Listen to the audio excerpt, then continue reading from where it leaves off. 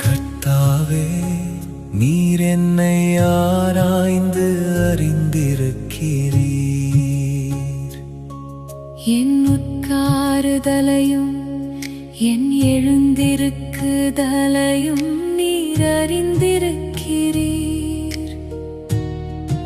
என் நினைவுகளை தூரத்தில் இருந்து அறிகிறீர்.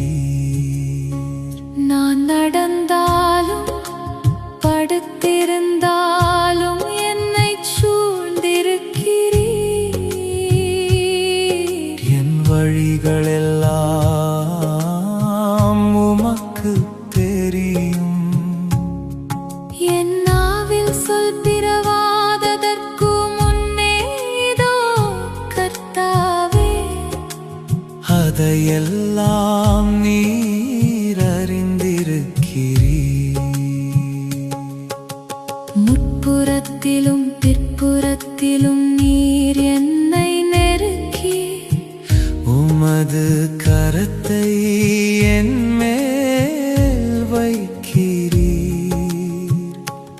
இந்த அறிவு எனக்கு மிகுந்த ஆச்சரியமும் எனக்கு எட்டாத உயரமுமாயிருக்கிறது.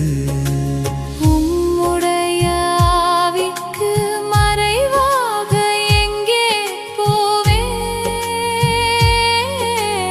உம்முடைய சமூகத்தை விட்டு எங்கே ஓடுவேன்? நான் வானத்திற்கு ஏறினாலும் நீர் அங்கே இருக்கிறீர்.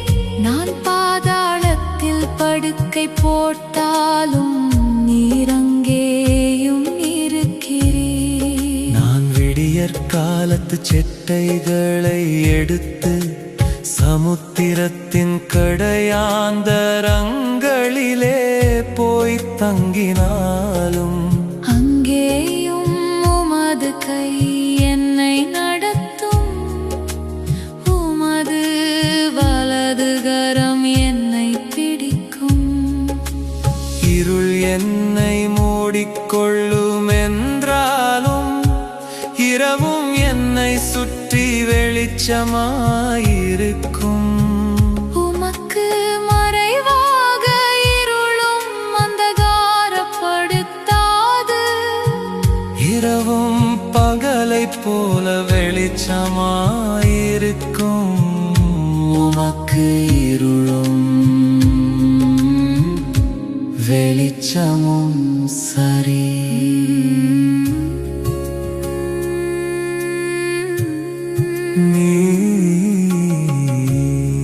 நீர் உள்ளிந்திரியங்களை கை கொண்டிருக்கிறீர். என் தாயின் கர்ப்பத்தில் என்னை காப்பாற்றினீர்.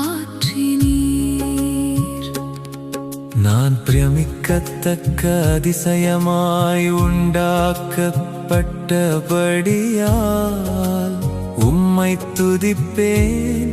உமது கிரியைகள் அதிசயமானவைகள். அது என் ஆத்துமாவுக்கு நன்றாய் தெரியும். நான் ஒளிப்பிடத்திலே உண்டாக்கப்பட்டு பூமியின் தாழ்விடங்களிலே விசித்திர வினோதமாய் உருவாக்கப்பட்ட போது என் எலும்புகள் உமக்கு மறைவாயிருக்கவில்லை.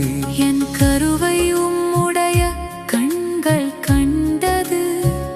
என் அவயவங்களில் ஒன்றாகிலும் இல்லாத போதே அவைகள் அனைத்தும் அவைகள் உருவேற்படும் நாட்களும் உமது புஸ்தகத்தில் எழுதியிருந்தது. தேவனே, உமது ஆலோசனைகள் எனக்கு எத்தனை அருமையானவைகள். அவைகளின் தொகை எவ்வளவு அதிகம்.